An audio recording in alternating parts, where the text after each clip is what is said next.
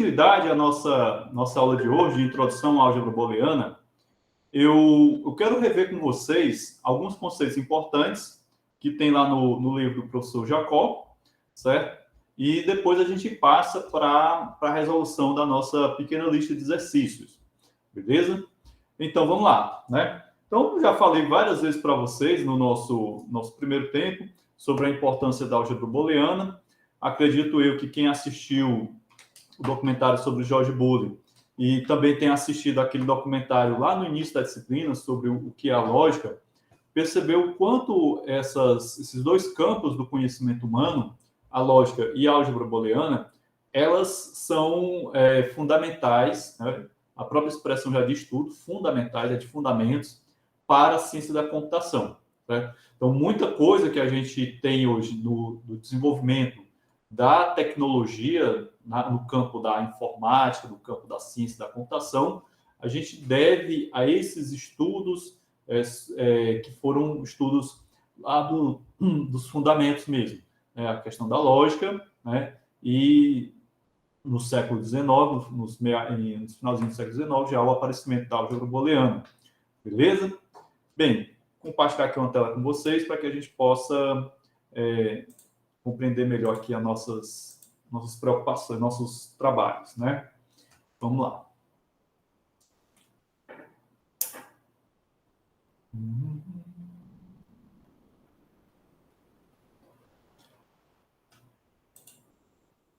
Então, primeira coisa que eu queria comentar com vocês, né, nessa nossa breve revisão, é o conceito de operador binário, né?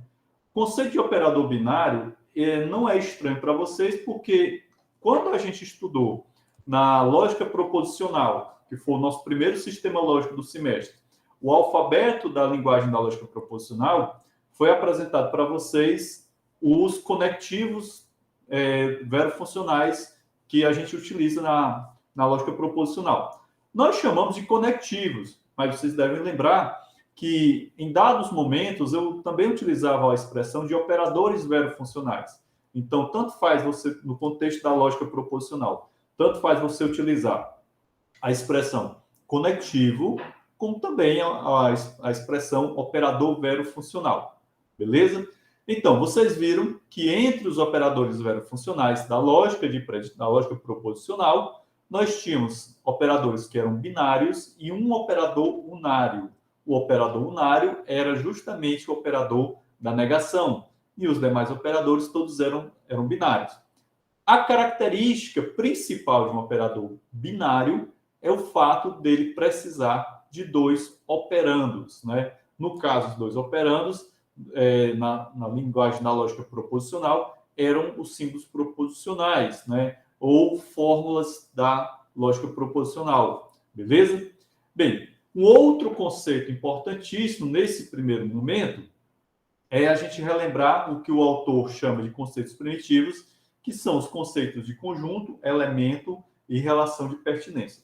Então, para isso, pegando aqui o exemplo do professor Jacó, nós temos aqui um conjunto A, e esse conjunto A, né, ele é constituído, ele é formado pelos elementos 1, 2 e 3. Então, 1, 2 e 3 são os elementos que fazem o conjunto A. Então, para ele pertencer, ele pode pertencer ou não ao conjunto A.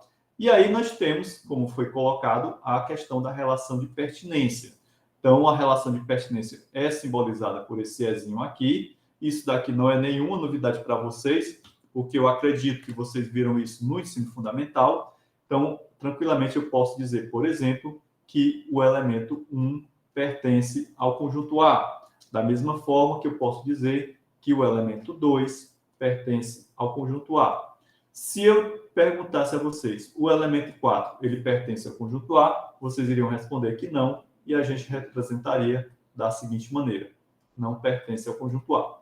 Essa relação de pertinência, ela é importante, é uma relação fundamental, e ela se refere aos elementos. Por favor, não confundir a relação de pertinência com a relação de continência.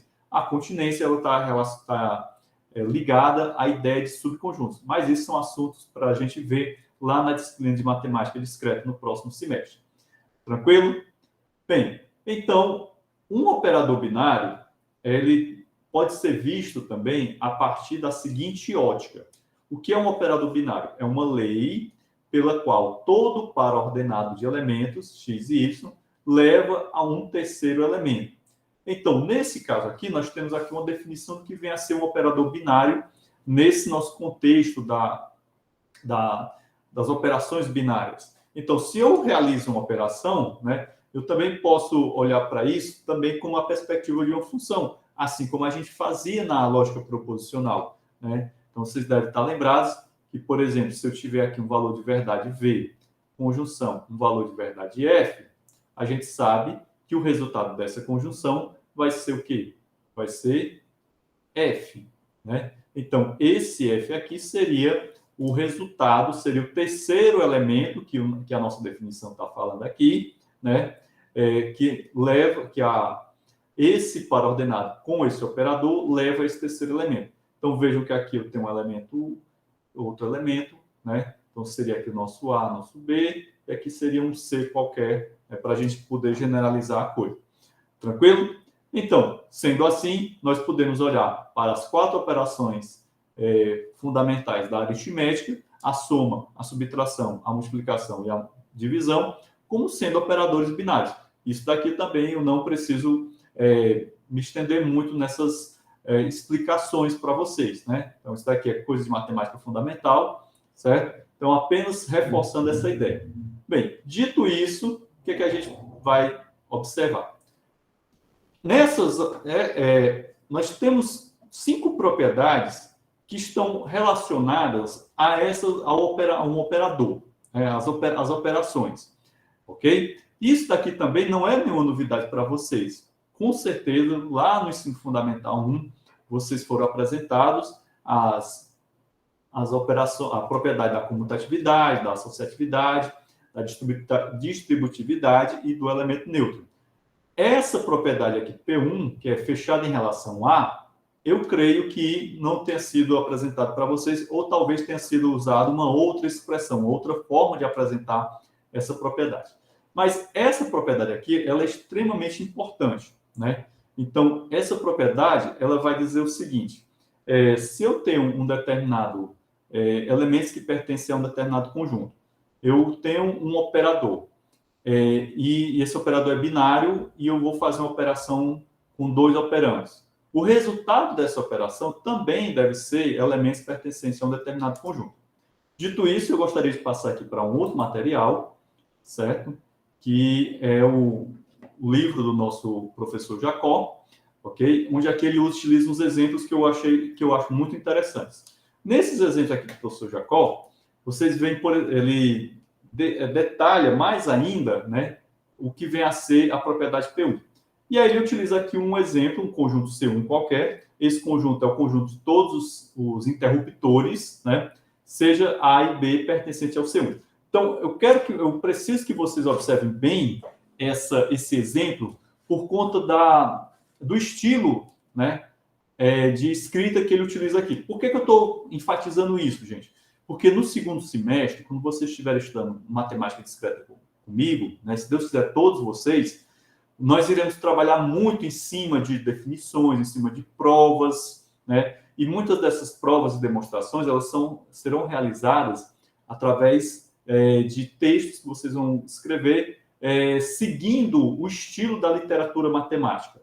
E vocês vão observar que a literatura matemática ela possui um estilo próprio, assim como a literatura em geral, né? Os gêneros literários, a matemática tem a sua literatura, né? Então, nós podemos tranquilamente falar em literatura matemática. Então, vejam bem, eu estou aqui mencionando um conjunto C1, eu estou dizendo que esse conjunto C1 é o conjunto de todos os interruptores, e estou dizendo, né, vocês já compreenderam a ideia de conjunto, estou dizendo que A e B pertencem ao conjunto C1. Então, A e B são elementos do conjunto C1. E o que é o conjunto C1? É o conjunto de todos os interruptores. Certo? Então, A e B são interruptores. Então, essas informações são coisas que você pode deduzir a partir daqui. Certo? Então, A mais B pertence a C1 e A vezes B pertence a C1. Então, eu estou dizendo que essas operações aqui, essa operação de soma e essa operação de multiplicação, né, no caso aqui um produto booleano, né, soma e produto booleano, eles também vão pertencer ao conjunto C1. Então, o resultado, o terceiro elemento, né, como ele diz aqui, que a gente já falou sobre a definição de operador binário, vai pertencer ao C1. Ou seja, será um outro interruptor. Ok? Então, nesse caso aqui, essa soma e esse produto são, vocês vão ver daqui a pouco, que são operações de álgebra booleana. Eu estou fazendo essa introdução aqui para vocês, dando uma ênfase maior nisso, para que vocês consigam entender onde é que a teoria dos interruptores, ou a teoria de circuitos, e daqui a pouco a teoria de conjuntos, se entrelaçam dentro do contexto da álgebra booleana. Beleza? Deixa aqui abrir a porta. André, entra. Tranquilo? Então, aqui eu tenho A e B, que são interruptores, eles pertencem ao conjunto C1. O resultado de A mais B e A vezes B também serão interruptores que pertencem a C1.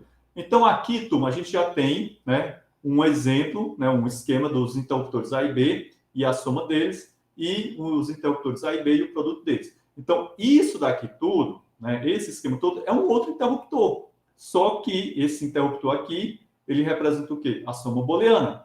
Esse outro esquema aqui representa o quê? O produto booleano. Grave bem isso aqui, porque tem uma questão da nossa lista de exercícios que vai utilizar muito isso daqui. Um outro exemplo que ele utiliza que ele coloca para a gente, é utilizando a teoria de conjuntos. Então, vejam bem.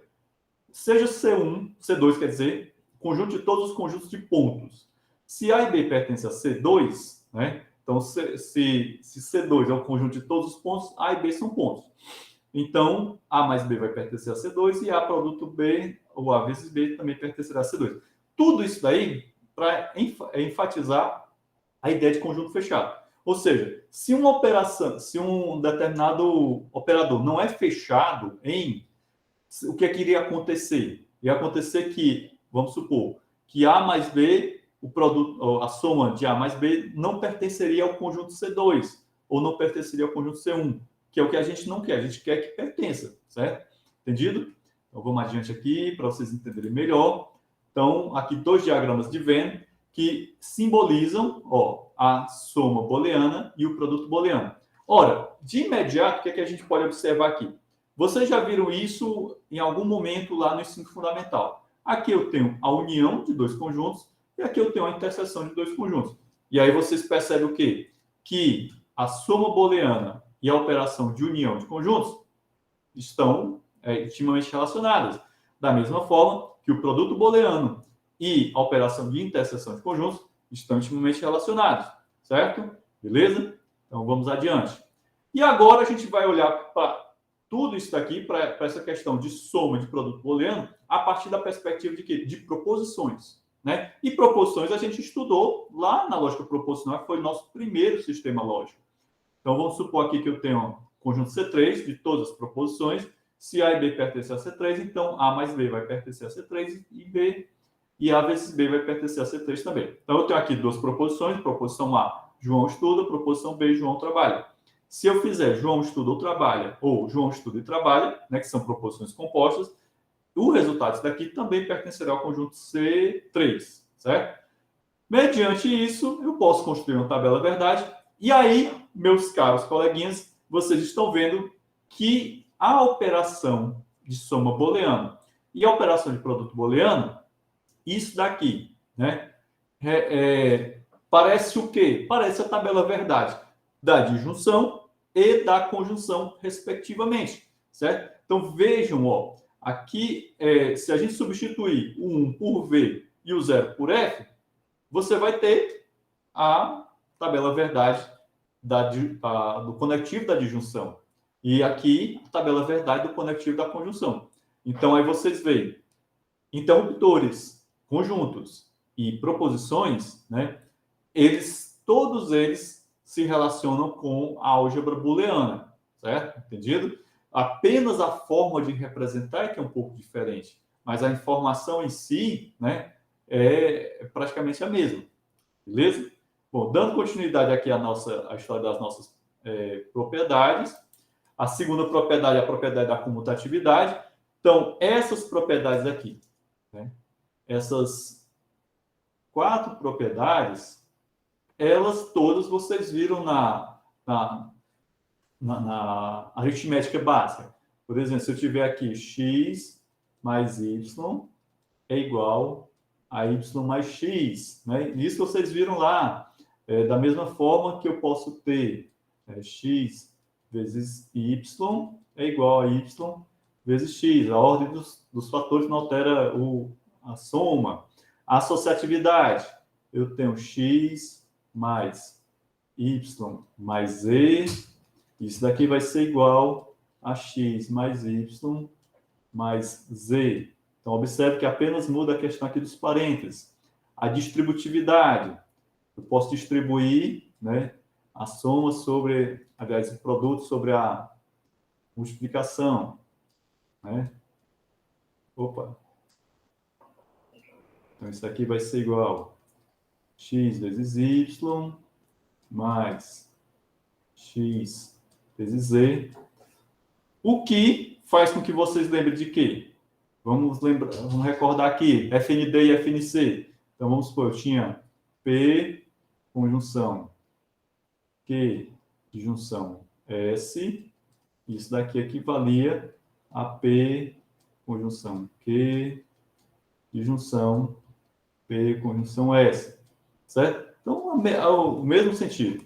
No caso do elemento neutro, né, nós temos x mais 0 igual a x, que vai ser igual a 0 mais x, certo? E no caso do produto, x vezes 1, que é igual a x, que é igual a 1 vezes x. Então, aqui não tem muito que a gente discutir, porque isso é aritmética básica que vocês devem ter visto lá no ensino fundamental. Vamos aqui passar para o livro do professor e ver o que é que ele coloca. Então, aqui vocês estão vendo, certo? O que eu acabei de falar, mas colocado de uma maneira bem mais formal. E aí eu quero chamar a atenção de vocês para isso aqui, ó. O operador, esse operador asterisco, ele está representando qualquer operador. Pode ser o operador de soma, o operador de multiplicação, certo? Desde que ele seja comutativo. É como se esse asterisco fosse uma espécie de coringa. Ele é comutativo se x asterisco y é igual a y asterisco x para todo x e y pertencente a um conjunto x qualquer. Nesse caso aqui, esse x deveria ser maiúsculo. Certo? Então, observem aqui o nosso quantificador universal, né? Ele exerce um papel muito importante nas definições. Então, quando vocês se depararem na literatura matemática com as definições que utilizam os nossos quantificadores universais, nossos quantificadores existenciais, vocês não devem esquecer jamais daquilo que a gente viu, né, no contexto da lógica de predicados. Tranquilo? Então, aqui nós temos uns exemplos, né, esses interruptores aqui. Vejam que esses dois interruptores estão em paralelo, ó, A mais B é igual a B mais A, né? Então, aqui a igualdade entre os interruptores. A partir dessa propriedade, a gente começa a ver o quê? Equivalências, né? Então, eu posso dizer tranquilamente que esse interruptor é equivalente a esse outro, e assim sucessivamente. Da mesma forma, né, utilizando aqui a teoria de conjuntos, sendo que eu tenho aqui um conjunto A, esse conjunto formado pela união de A e B, é igual a esse conjunto formado pela união de B e A, certo? Da mesma forma, a interseção. E aí a gente vai chegar onde? Nas nossas sentenças proposicionais. Então, no caso aqui das sentenças proposicionais, vocês observam, ó, que há uma equivalência, né, entre A mais B e B mais A, e entre A vezes B e B vezes A. Olha aqui as tabelinhas verdade delas, certo? Então, aqui tem muita novidade. Com relação à associatividade, vejam que, mais uma vez, nós temos o nosso conectivo, aliás, nosso quantificador universal, só que aqui a gente já fala, né, de 3 elementos, x, y e z, que pertencem ao conjunto x. Aqui o x já está maiúsculo. Beleza? Então, vocês podem observar aqui, né, essa expressão, e aqui eu quero chamar a atenção de vocês para um fato muito importante. Observem essa expressão, né? A mais B mais C igual a A mais B mais C, e essa outra expressão. Quando a gente for representar isso como interruptores, nós podemos fazer da seguinte maneira. Então, essa representação aqui, ó, desse interruptor, desses vários interruptores aqui, ela é equivalente a essa outra. Então, observem bem. Nesse caso aqui, ó, esse interruptor em paralelo, né, ele está em paralelo em relação aqui ao A. Então, observem bem aqui a expressão, né, ó, tá bem claro aqui para vocês. O que está dentro dos parênteses está relacionado a esse A. Então, aqui, ó, observe que agora ficou A mais B, né? Então, em relação, paralelo em relação ao C. Aqui tem muito o que se discutir, né, com relação aqui o operador de produto, né? Então, seria um circuito em série. E o mais interessante também aqui, no caso da representação na forma de conjuntos, né? Como vocês observam, aqui não dá muito para a gente distinguir, né? Aqui é a união, certo? Então, todos os conjuntos, todos bem pitadinhos. A interseção é só essa parte aqui do centro mesmo, né? Então, tranquilo. Com relação ao exemplo da lógica proposicional, a tabela verdade, como vocês podem observar, ó, bem clara, ó, o valor de verdade. E aqui vocês estão vendo que é uma tabela verdade com 8 linhas, né? Porque, afinal de contas, eu tenho 3 variáveis proposicionais. Esse A, B e C são variáveis são vistos como variáveis proposicionais. Nesse caso aqui, a gente substituiu o V e o F por zeros e uns. Mas isso é apenas uma questão de representação, né? Então, o importante é o significado da coisa. Beleza? Então, mais uma vez aqui, tudo bem bonitinho. Bem, aqui na propriedade 4, que é a propriedade distributiva, nós temos agora 2 operadores. E todos os 2 operadores são binários. Então, eu tenho aqui esse operador que é um quadradinho e tem um operador que é o asterisco que a gente vem trabalhando. Então, para fazer a distributividade, né, eu faço da seguinte maneira. Ó, aqui eu estou distribuindo o asterisco sobre o quadradinho. Então, o que é que acontece? O asterisco fica nos parênteses, né, aqui ele estava fora, agora ele está dentro. O quadradinho estava dentro, ele vai ficar fora. E observe que quando a gente aplica a distributividade, né, essa variável x aqui, ela passa a ser o quê? Passa a ser duplicada, ela passa a ser repetida. E aí vocês devem lembrar que quando a gente estudou FND e FNC, nós mencionamos que quando você converte uma forma para a forma normal disjuntiva ou forma normal disjuntiva, podemos correr o risco de aumentar a complexidade da fórmula justamente por conta da propriedade da equivalência da distributividade. Vocês devem estar lembrados, né? E agora, eu queria mostrar para vocês esses exemplos, né? Que eles são bem interessantes, porque você observa esse circuito aqui, esses interruptores, e observa esses outros aqui, você vê que nesse outro interruptor, o A, ele aparece 2 vezes, né? Então, aqui eu tenho um interruptor um pouco mais complexo. Então, se eu tiver esse daqui, eu posso utilizar esse outro interruptor, que ele é menos complexo, porque eles são equivalentes, né? Da mesma forma, você observa esse outro exemplo aqui. Então, a partir daí, o que é que você pode perceber? Qual é a utilidade disso daqui? Quando você estiver lá em circuitos digitais, vai ter um momento que vocês vão trabalhar com simplificação de circuitos. Então, eu tenho aqui um circuito composto de várias portas. Na próxima aula, eu vou trabalhar mais com um enfoque maior em portas lógicas, né? Isso daqui ainda não são portas lógicas, esses esquemas que eu estou mostrando aqui para vocês. E aí vocês vão, a partir das ideias que vocês aprenderam aqui, trabalhar com mais segurança a história da simplificação de portas. Beleza? Vamos aqui para os nossos... A representação de diagramas de Venn já fica um pouco mais complicadinha, né? No caso aqui da distributividade, já fica mais difícil da gente enxergar essas particularidades aqui.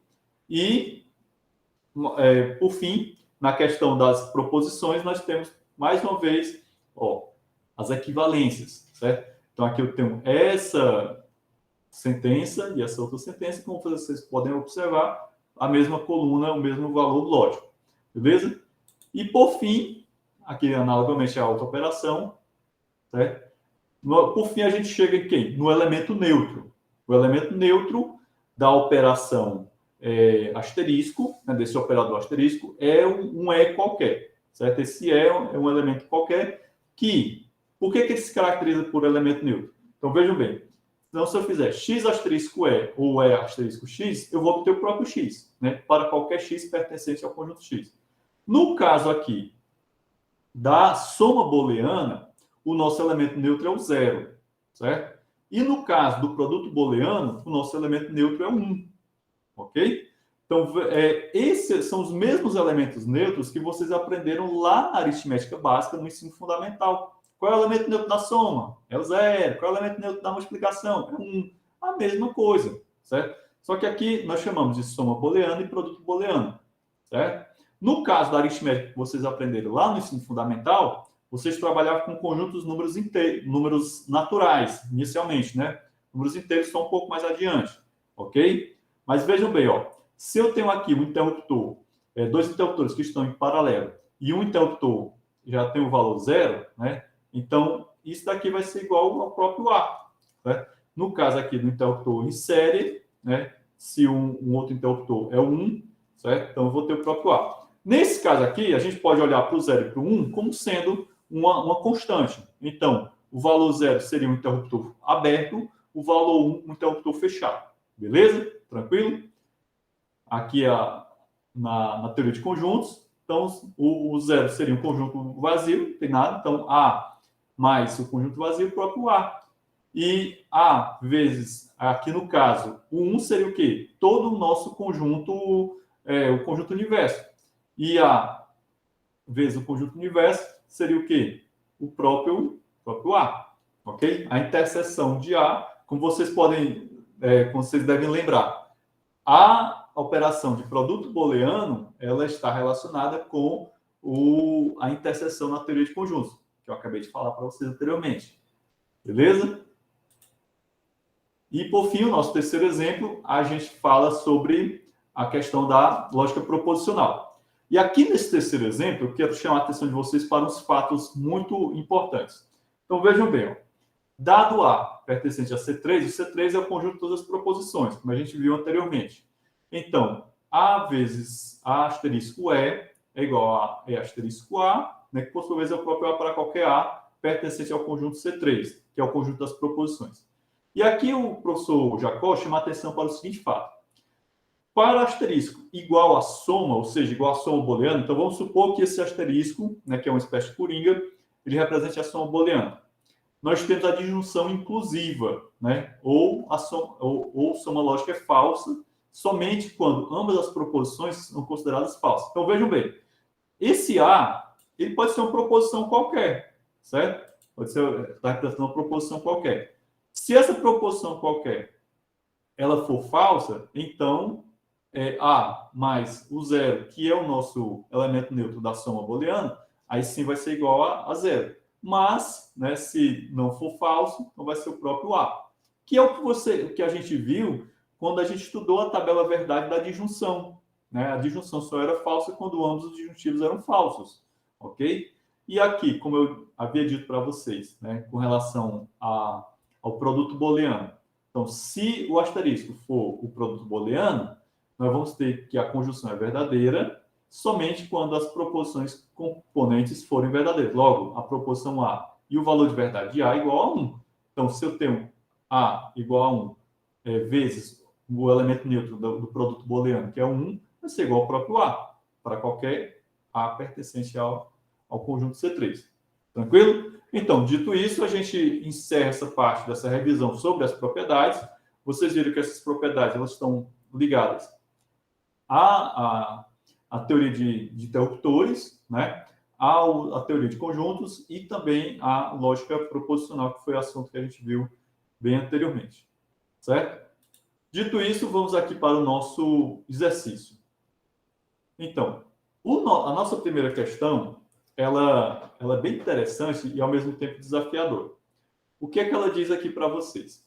Eu tenho aqui um conjunto C, esse conjunto C, e aí eu quero chamar a atenção de vocês para o seguinte fato. No PDF que tem lá no sistema acadêmico, esse primeiro elemento do conjunto C, ele está igual a esse segundo elemento. Foi um erro que eu cometi. Depois é que eu observei, e aí eu gerei um novo PDF, mas depois vocês corrigem lá na mão mesmo. Então, eu tenho aqui esse conjunto C, formado por esses elementos aqui, e eu tenho dois operadores binários, que são o asterisco e o quadradinho. Esses operadores binários, né, a semântica deles é dada por essas tabelas verdade. Aliás, tabela verdade não, tabelas, desculpa. Então, a primeira tabela, né, nós lemos A asterisco B, nós tomamos a interseção da linha correspondente a A. Então, aqui, essas linhas, elas correspondem ao elemento A, do par, e essas colunas correspondem ao elemento B. Então, lembrem-se, né, que ele está falando aqui de dois elementos A e B, né? Então, se eu fizer A asterisco B, então, onde é que é o A? O A representa as linhas e o B representa as colunas.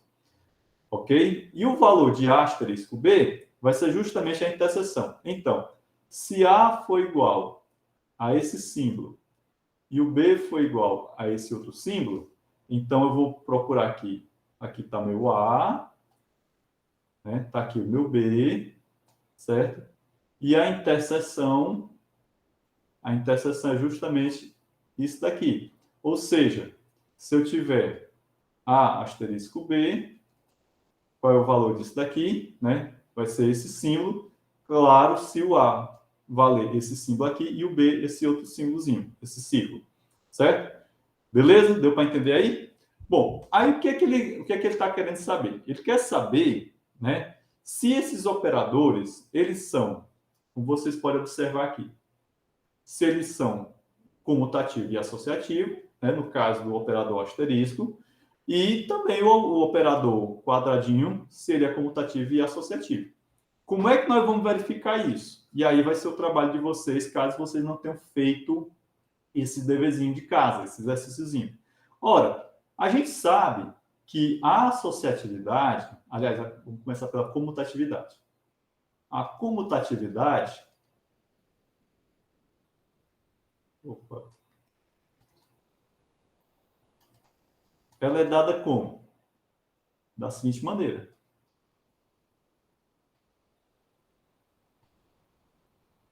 Certo? Então, o que você vai fazer? O que vocês vão fazer? Vocês simplesmente vão testar, né? Utilizando aqui como valor de A os valores que tem nas linhas e como valor de B o valor que tem nas colunas, né? Para cada uma das combinações. Para observar se o que você obtém com A asterisco B é o mesmo valor que você vai obter com B asterisco A, certo? Da mesma forma, você tem que verificar se A quadradinho B vai ser igual a B quadradinho A. Lembrando sempre, o A são as linhas e o B são as colunas. Certo? Por exemplo, vamos supor que A é igual a esse símbolo e B é igual a esse símbolo aqui. Eu quero saber se A asterisco B vai ser igual a B asterisco A. Certo? Então, onde é que eu vou encontrar esse... Aqui eu vou ter T, asterisco T, né? Eu estou chamando de T. Então, o A é esse T aqui, o B é esse T. Qual é o resultado? Esse daqui, certo? Aqui vai dar igual a T. Agora eu vou fazer B asterisco A. Então, o B é a coluna. Então, aqui eu tenho esse T aqui. O A é a linha, esse outro aqui. Vai dar igual a T também, certo? Será que esse padrão vai se repetir para todos? Vamos imaginar agora que A é igual a esse símbolo e o B é igual ao círculozinho. Então, vamos fazer A asterisco B. Então, teria aqui que o A é esse, o B, nós teríamos esse valor, certo? Então, A asterisco B, né, sendo A esse símbolo e o B esse outro símbolo, nós vamos ter o B, A esse daqui, e o B, então vai ser esse T, ok? B asterisco A, então o B é esse símbolo e o A é aquilo ali, então vai ter esse T também. Por enquanto, está dando certo, né? Vamos testar aqui o quadradinho. Esse quadrado, ok? Vamos supor que A é igual ao círculo, B é igual ao bottom, né? O nome desse símbolo aqui é bottom, e vamos fazer a B. Isso daqui vai ser, temos aqui A e o B, né? Vai ser esse resultado aqui. Então, vai dar isso daqui. Se eu fizer B, A, então o B vai ser esse valor aqui, e o A, né? Por enquanto tá dando o mesmo valor, certo? Mas será que vai valer para todos? Então, vocês vão ter que testar isso aí, certo? Então, essa é a letra A. A letra B vocês vão verificar da seguinte maneira. Os operadores asterisco e quadrado são distributivos em relação ao outro, como é que vocês vão fazer? Vocês vão aplicar a propriedade da distributividade. Todo mundo aqui sabe que a distributividade, né, vai ser da seguinte maneira. Então, seria, eu tenho aqui A, aí eu teria B, C, isso daqui teria que ser igual a asterisco B, a asterisco C.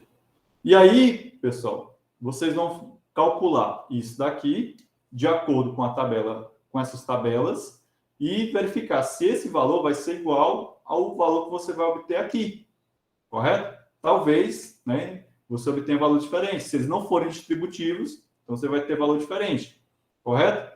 Bom, para calcular esse valor aqui, como é que a gente vai fazer? Nós vamos utilizar o mesmo princípio que a gente utilizava na aritmética fundamental e também que a gente utilizou muito na lógica proposicional.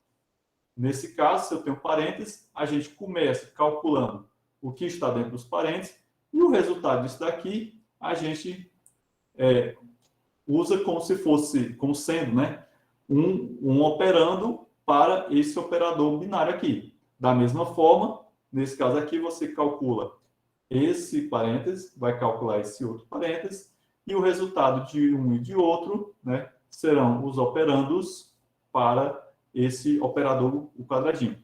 Sempre utilizando, né, tendo como referência as duas tabelas. Essas duas tabelas aqui, elas estão mostrando a semântica de cada um dos operadores. Tranquilo? Entendido aí, gente? Bom, não é difícil, só é trabalhoso, né? Você testar todos os casos, só é um pouco trabalhoso. Mas a chave que abre todas as portas do castelo é somente utilizar essas propriedades que a gente já viu ainda há pouco. Né? Não tem mistério isso daqui. Beleza? Então, vocês vão fazer isso aí para se divertir nessa semana. Certo? Bem, vamos para a nossa próxima questão. Na segunda questão, a coisa já é mais, digamos assim, divertida, vamos dizer assim. Eu quero que vocês desenhem o circuito correspondente a cada uma das fórmulas da álgebra booleana. Eu falei aqui circuito, mas a gente podia chamar também de interruptor, né? Então, vamos só recordar aqui. Eu tenho aqui um A e um B. Se eu fizer A mais B, eu terei isso aqui. Ou seja, um interruptor paralelo. Se eu fizer A vezes B, eu tenho A e B, um interruptor em série. Correto? Então, como é que a gente vai trabalhar nisso daqui? É usar aquela máxima que eu já falei para vocês em outras oportunidades, eu dividi para conquistar. Então, a gente começa com o que está dentro dos parênteses, e o que está fora dos parênteses a gente vai, né, trabalhar depois. Então, nesse caso aqui, eu posso tranquilamente ver, está semelhante a um exemplo que a gente viu ainda há pouco, certo? Então, aqui eu tenho na letra A o seguinte. Um interruptor A, e aqui eu tenho o B e o C. Eu acho que até o mesmo exemplo que a gente viu na explicação anterior. Ok? Então vejam que nada muito complexo. Vamos pegar aqui essa letra C, está mais interessante. Na letra C, nós temos aqui um A, né? E aqui o nosso, ó, B asterisco C seria B, C. Ok? Então, aqui é a nossa letra C, certo? A letra D, também está bem interessante, seria justamente A, B. E aí, como tem aqui asterisco, ou seja, o produto, né? Temos insere o outro interruptor, A, C. Tranquilo, turma? Então, nada de muito assustador, né? Tudo muito simples. E aí, os demais vocês fazem sozinhos. A terceira questão é para a gente fazer o inverso. A gente tem o esquema dos interruptores e agora eu quero ver qual é a fórmula da álgebra booleana que esses interruptores representam. E aí eu preciso que vocês compreendam que quando eu tenho aqui esse R com esse apóstrofozinho, não esqueçam jamais que esse apóstrofozinho aqui é como se fosse a negação, né, como se fosse a negação. Na próxima aula, que a gente vai ver as portas lógicas, né, vamos focar nas portas lógicas, vocês vão ver a porta lógica ou, a porta lógica e a porta lógica não. Né? Bem, vamos aqui para a letra A. No caso aqui, quando você olha para essa fórmula, aliás, para esse circuito, você tem que tentar enxergar a coisa de maneira bem ampla, inicialmente. Então, aqui eu tenho uma soma, né, uma soma booleana de um produto, né, e aqui eu também tenho uma soma, né, como vocês podem observar, essas aqui estão em paralelo, né, assim como esses outros também, mas essas duas somas elas estão em série, né, e aqui dentro, ó, também tem algo que está em série. Deixa eu colocar aqui logo cor. Eu vejo bem, ó. Aqui seria P vezes Q' mais Q vezes R, ok? Até eu estou aqui rascunhando para ficar mais tranquilo aqui para vocês. Aqui mais esse P, certo? E isso daqui tudo vezes, né? Então a gente poderia até fazer um parênteses aqui, né? Vezes aqui mais, e aqui mais. Tudo isso daqui é P' vezes Q' vezes R'. Bom, tá muito bagunçado. Vamos aqui organizar mais essa parada. A letra A, ela pode ser P' vezes Q' vezes R'. Isso daqui mais. Eu vou colocar aqui cocheio. Vou colocar parênteses mesmo. E um outro parênteses para fazer que R mais. Aqui é o que mesmo? É um P normal.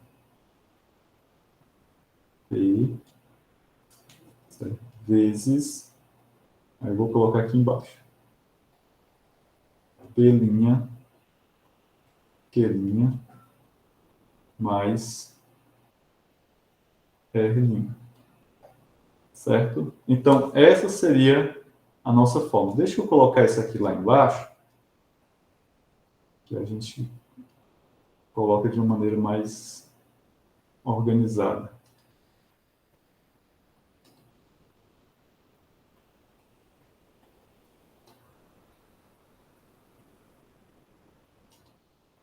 E aqui. Pronto, exatamente. Tranquilo? Então, gente, basicamente é isso aí. Não tem muito mistério, não é difícil isso daí, certo? Você precisa ter muito cuidado, como por exemplo aqui na letra D. Você observa que o operador, vamos dizer assim, mais externo, né? Tudo está aqui, está tudo em paralelo, né? Ou seja, tudo isso aqui é soma booleana. E tudo aquilo que está em série é produto booleano. Então aqui eu tenho esse. Vou pegar aqui. Vocês podiam fazer por partes, né? Cada componente depois ir juntando, né? Como eu fiz aqui. E no final das contas, essa letra D vai dar uma grande soma booleana. Tá? Então, cada um desses daqui, né? Aí, mas observe que nesse caso aqui, ó, nós temos isso tudo aqui, esse outro. Então, observem. Vamos chamar isso aqui de A, de B e de C. Então, no frigir dos ovos, eu vou ter A mais B mais C, sendo que o A é esse A vezes, né? Aí eu tenho aqui B vezes C mais C' vezes D'. Ok? Isso daqui seria o nosso A. E assim sucessivamente. Certo? Então, é aquela coisa, é dividir para conquistar. É tentar enxergar as partes, depois encaixar tudo bem direitinho. É um exercício muito bom de raciocínio. Certo? Entendido aí? E aí, na próxima semana, a gente vai ver alguns teoremas, vamos ver também a questão das portas lógicas, certo? Para aqui a nossa apresentação. Ok, turma?